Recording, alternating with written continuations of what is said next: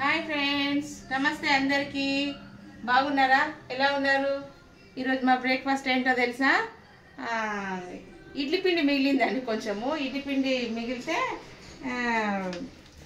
దీంట్లో కొంచెం గోధుమ పిండి కలిపిన, కొంచెం అంత గోధుమ పిండి, ఉల్లిపాయ, పచ్చిమిరపకాయ, కొత్తిమీర, అల్లం దంచేసిన అండి. దీంట్లో అల్లం దంచేసిన, కొత్తిమీర సన్నగా తరిగి, ఉల్లిపాయ తరిగి వేసి ఇట్లా కలిపి ఇక దోశలు వేసుకుందామండి.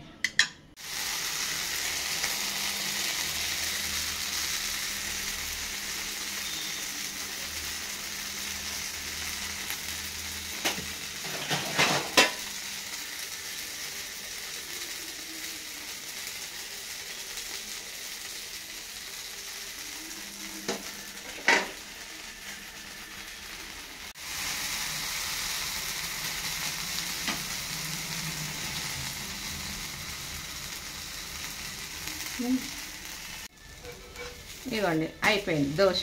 ఉత్తప్పం ఇడ్లీ పిండితోటి ఉత్తప్పం వేసిన అండి. ఇడ్లీ పిండితోటి చాలా టేస్ట్ ఉంటుంది. ఇక తిందాం, ఇంకోటి వేసుకొని తిందాం.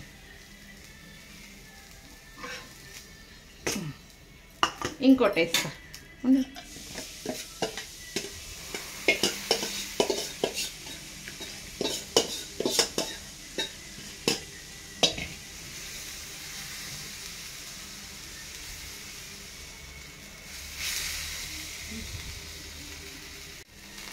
ఇవ్వండి, సెకండ్ వన్ వేసేసుకున్నాం. ఇక తిందాం రండి.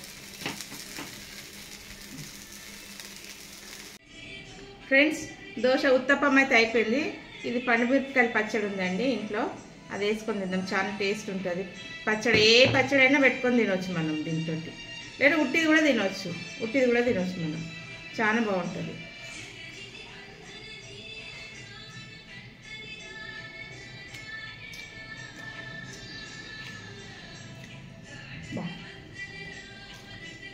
ఉత్తప్పం అంటే ఉత్తప్పం అండి. ఎంత టేస్ట్ ఉందంటే అంత టేస్ట్ ఉంది ఉత్తప్పము. పచ్చడ పండుమిరపకాయలు, చింతపండు పచ్చడి అండి. ఇది చాలా బాగుంది.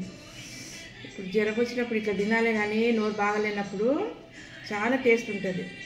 ఇవ్వండి పచ్చడ, దోశ సూపర్ ఉందండి. చాలా మీరు కూడా ఇడ్లీ పిండి మిగిలితే ఇట్లా చేసుకొని తినండి. తిని కామెంట్ పెట్టండి. ఒక చిన్న లైక్ కొట్టండి, సబ్స్క్రైబ్ చేయండి, గంట కొట్టండి. బాయ్.